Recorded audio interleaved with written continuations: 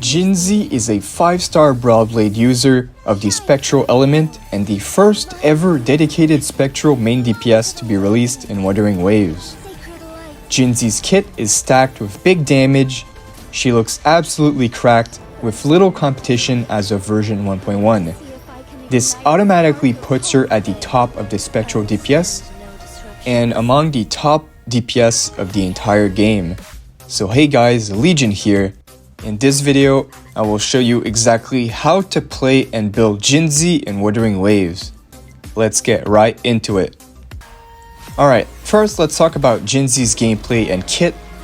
The bulk of Jinzi's damage will come from her enhanced basic attacks and her skill, but not just her normal skill.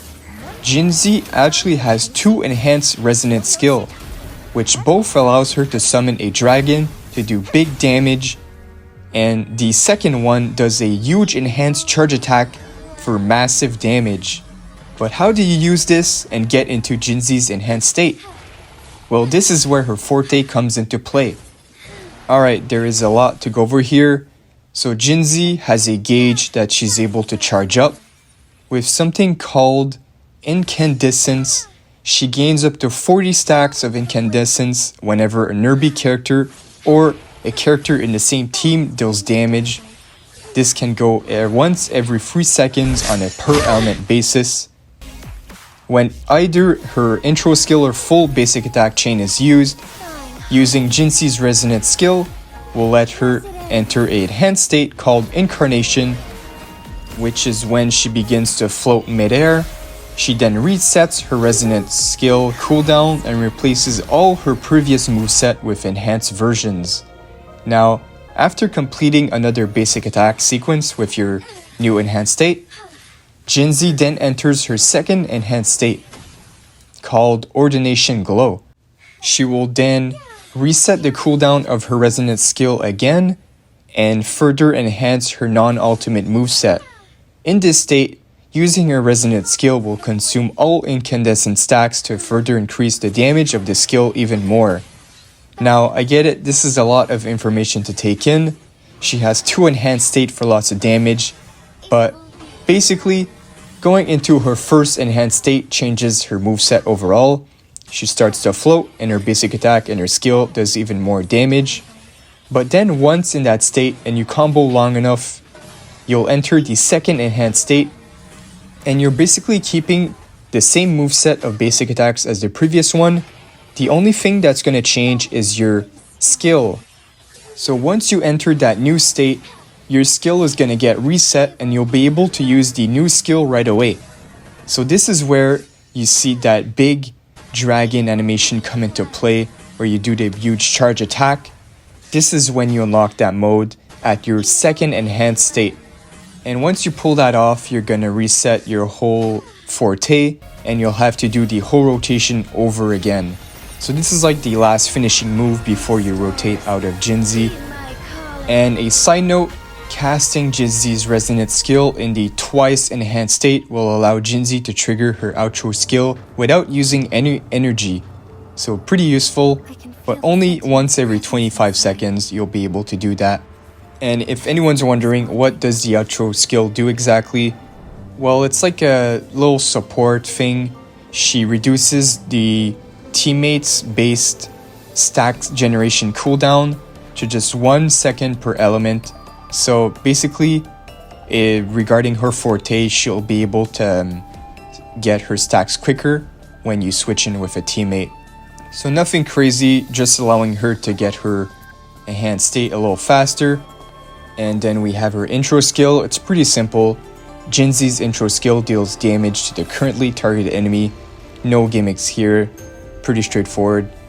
But alright, before we talk about Jinzi's build, we have her ultimate. And her ultimate is pretty simple. She summons a dragon to deal massive damage in the area in front of her. That is all. But yeah guys, it's basically just a huge nuke. Yeah, nothing complicated with that. But that is basically how to play and how her kit works. She seems like a really fun unit and I can't wait to play her. Alright, let's talk about how to build Jinzhi.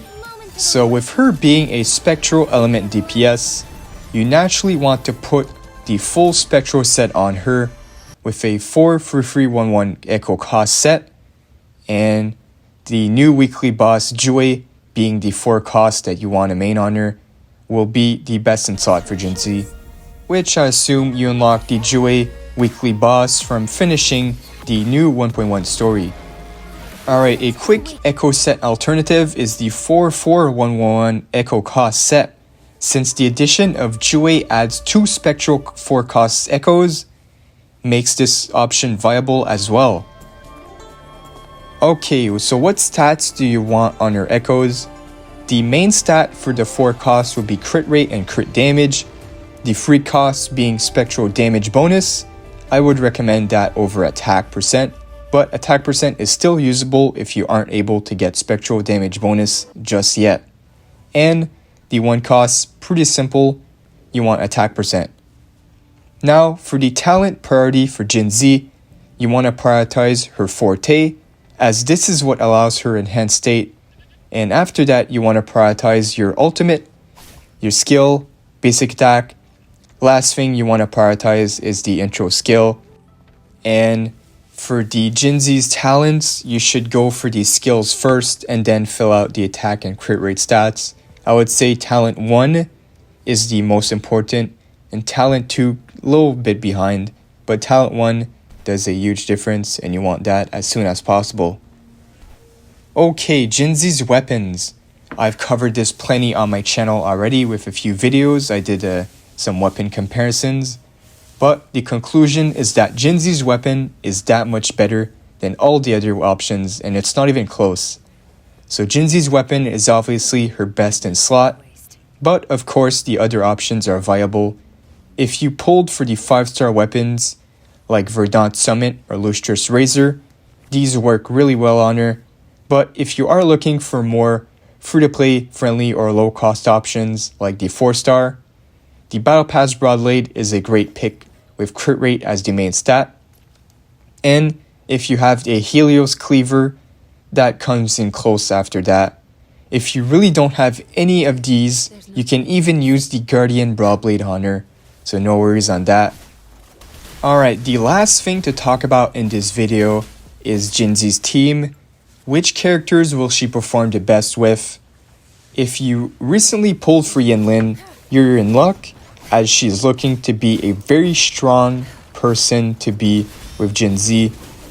So Jinzhi, Yinlin, Verena is looking to be one of the best team for her and one of the best teams in the game. You can also put in Mortify if you want as a support, if you really want to go pure damage. But with Verena's attack buffs and stuff, she is looking to be one of the best options for her. And here's a more free-to-play friendly team would be Jinzhi, Baizi, and Yangwu, which is still a very strong team. Yangwu will be able to shield and act as a sub DPS, while you have Baizi as the healer at the same time, and Jinzhi going off with her crazy damage. And you could even use the Spectral Element Rover as a sub DPS alongside Jinzhi and a healer. I'm sure the Spectral Element will shine. A pretty underrated unit in my opinion.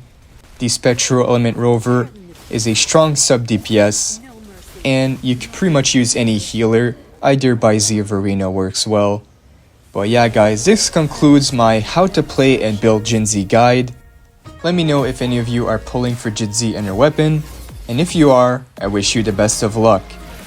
Thank you all for watching this guide. I hope it helped.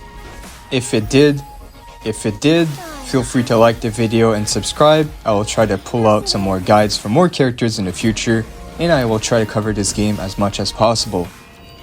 See you all in the next one. Thanks for watching.